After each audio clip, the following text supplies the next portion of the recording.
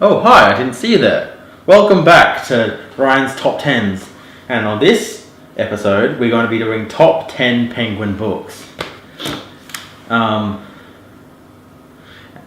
You might not expect it, but these books aren't actually about penguins.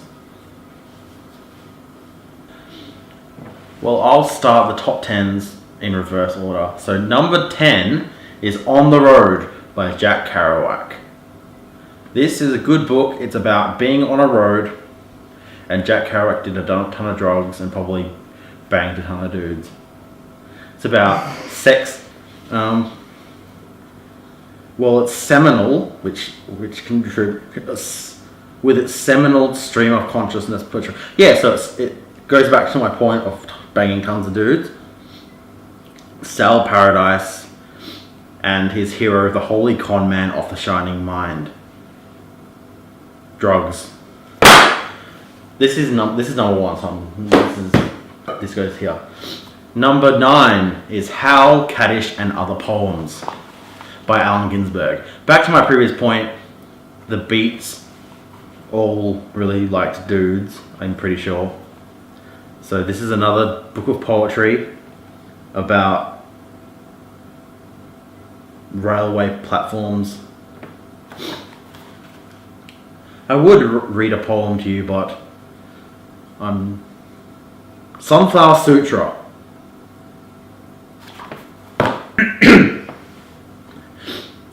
Number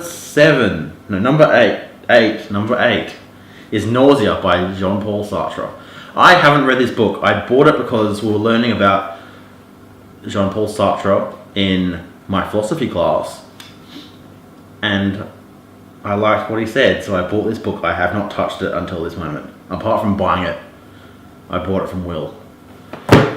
Next book, Junkie by Will. These are all, well, they're not all, but a lot of them are just beat poets. We must like beats around here. This book is, so Junkie is about William S. Burroughs being strung out on heroin, and he wrote this really just a bunch of fucked up shit. I'm pretty sure there's a bunch of sodomizing teenage boys in this book. I've read about half of it. I read it when I was doing my drugs course at TAFE, and I just mentioned it to my what do you call a TAFE person? Like a teacher. It's like high school anyway. Lecturer? I call them a teacher. No, they wish they were lecturers. There was even a lecture theatre and everything, but it was really small and really lame at the same time. So TAFE wishes it could be university. TAFE is shit. Don't go to TAFE ever. Back to the point. Junkie is about a junkie. Book number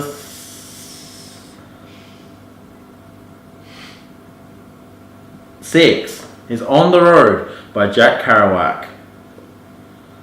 It has a penguin on the front, and if you actually line up the books together side by side, it looks like an army of penguins in front of a sunrise. Book number 5 is And the Ass Saw the Angel.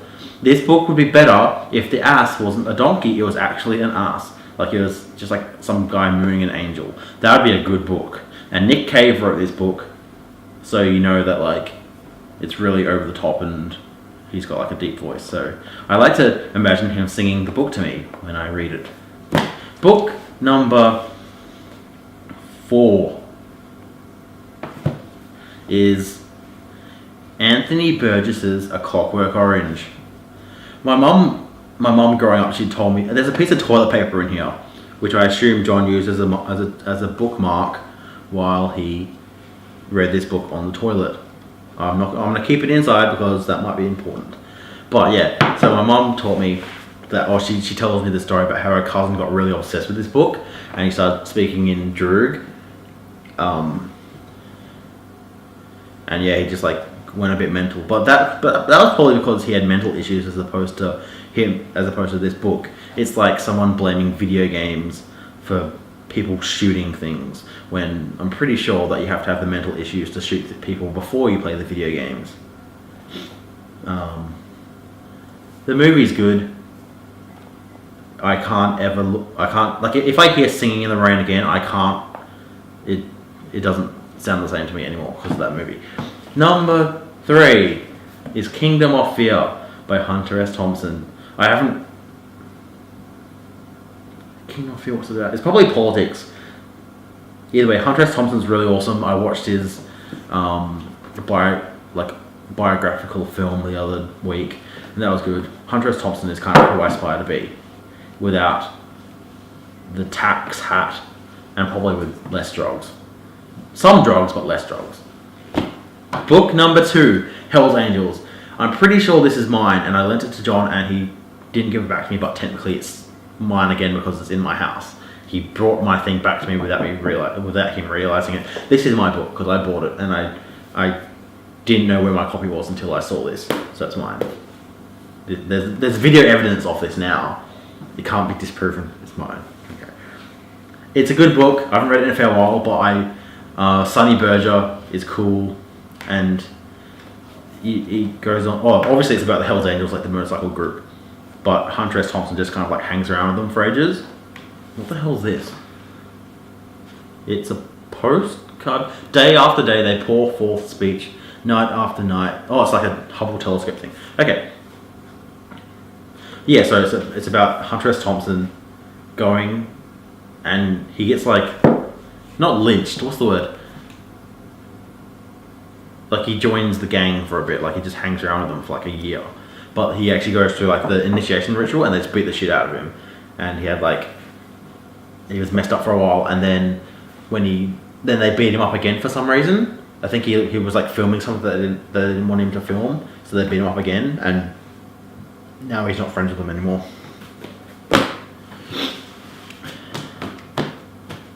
And book number 1.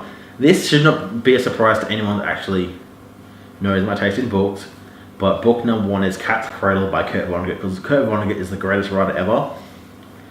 And it's about Dr. Felix Hoenikker. Baconism. Yeah, so there's little bits of kind of like philosophy in here, like, because Baconism is a fictional religion that Kurt Vonnegut made, and it's actually really good. And that's the end of the top 10 for this